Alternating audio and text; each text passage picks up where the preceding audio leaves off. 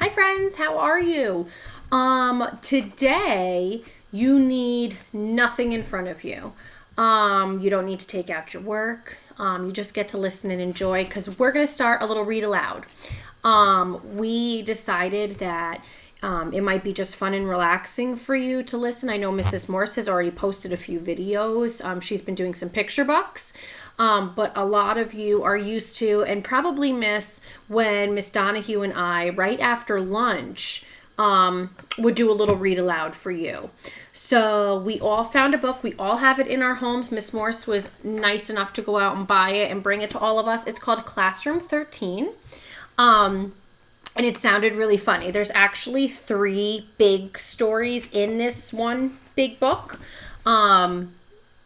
Each of your teachers will take turns reading a chapter or 2 a day, depending on how big the chapter is. And then we'll post it here for you to just chill and listen to. We know that a lot of you used to like to draw or color while we would read aloud. It's kind of a relaxing, mindful thing for you. Take it out. Take out some paper. Take out some crayons or colored pencils or markers, or just a pencil. Relax. Sit back. It's not a picture book like Mrs. Morse's, so it's literally going to be me sitting here reading. But then I thought like that might be weird, but that's what we would do if we were in the classroom. Like there weren't pictures I was showing you when we were reading Ungifted or when Miss Donahue read Harry Potter. So just sit back and relax. So it's called Classroom 13.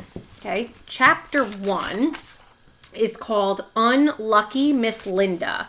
There's a few little sketches in here, but not really too many. Also, if you hear me or see me pause and like talk to my phone, Madeline is trying to go down for a nap. So if I see she's fooling around, I got to tell her to stop. So that's what I'm doing if you see that. Okay. All right. Chapter 1, Unlucky Miss Linda. When unlucky school teacher Miss Linda Lacrosse woke up Monday morning, she decided it would be another unlucky day. And she was right. First, she put too much milk on her toast and too much butter in her coffee. Then she forgot her umbrella. It wasn't raining, but she used it to keep the birds away. For some reason, birds like to swoop down at Miss Linda and pull out her hair. On her way to work, Miss Linda's car got a flat tire. No one would stop to help. She didn't even have a spare tire. She'd left her phone at home, and it started to rain. When she walked to the nearest gas station to ask for help, the cashier was very rude. He snapped, "If you want to use my phone, you have to buy me something." Miss Linda looked in her purse. All she had was a single dollar bill. "What can I buy for $1?" The cashier pointed to 3 items. The first was a candy bar. The second was a pine-scented air freshener. And the third was a lottery ticket. Miss Linda had a mouthful of cavities, so she passed on the candy bar. Miss Linda was very allergic to pine, so she shook her head at the air freshener after a very violent sneeze. So Miss Linda chose the lottery ticket.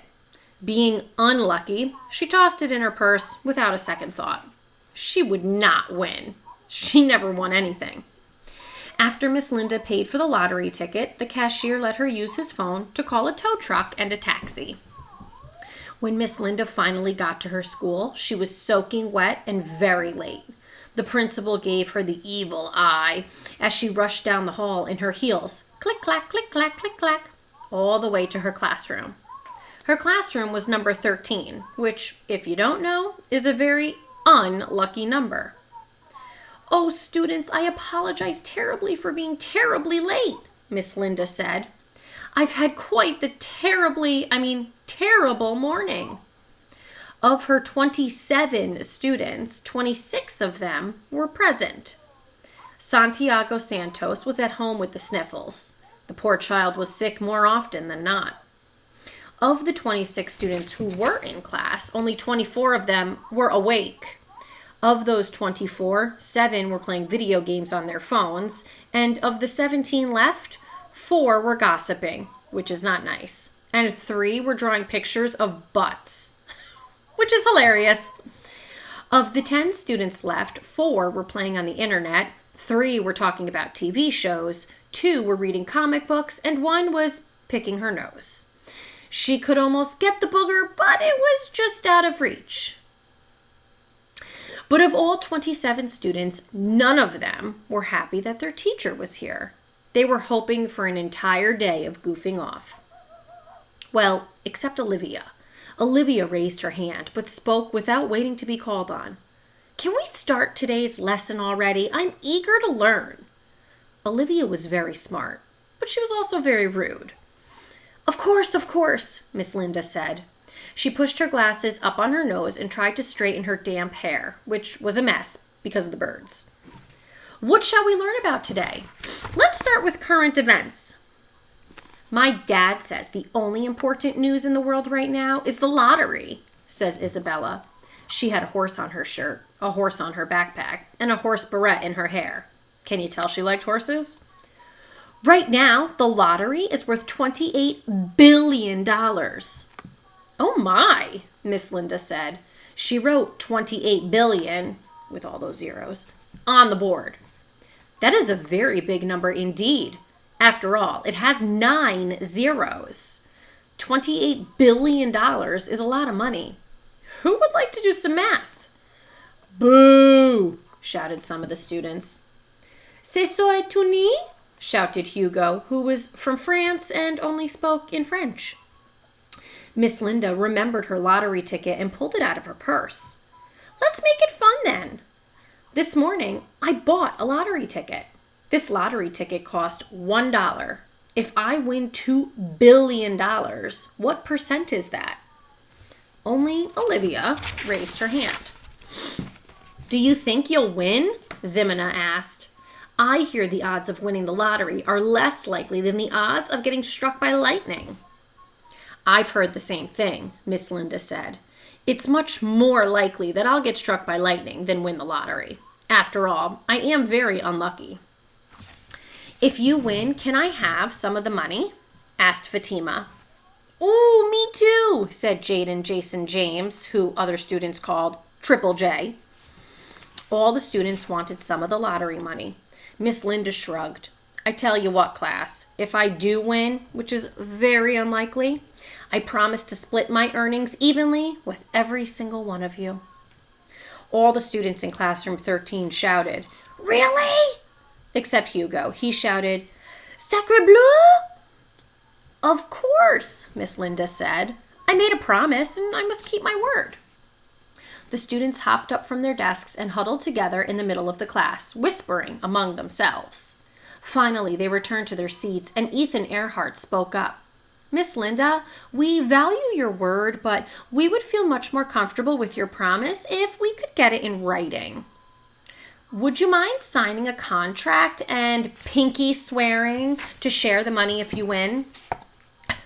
Miss Linda thought creating a contract was a good lesson for the class. So together, they drew up a contract, which Miss Linda and every student signed. Then, one by one, every student in Miss Linda's class walked to the front of the room and did a pinky swear with Miss Linda. For the rest of the day, the students were nicer than usual. Perhaps Miss Linda's luck was changing. That day, after school, as Miss Linda walked home, she was struck by lightning. Twice. Oh. That's it. That's the end of chapter 1. Tomorrow, Mrs. Morse, I believe, is going to read chapter 2 to you. We'll see what happens. Who knows if she wins the lottery or not. I would split my money with you guys if it was $28 billion. That's really cute. Sounds like Miss Linda has really bad luck. Sounds like maybe her luck will turn around. I don't know. Or we'll just hear more about her unlucky life. Either way, I hope you enjoyed. Tune in tomorrow for chapter 2 called, hold please, Lucky Miss Linda. All right. By the way, I forgot to mention it. As you can see, like Mrs. Morse, my Harry Potter shirt is on today for Character Day. And yes, I've been wearing these ridiculous bows that are my daughter Madeline's because they keep my hair out of my face and they're kind of cute. Why not? Right? Have a great day, everybody. Keep reading, keep working, keep talking to us. And we'll see you soon. Hopefully. We'll talk to you soon. Definitely. Okay? Bye, guys.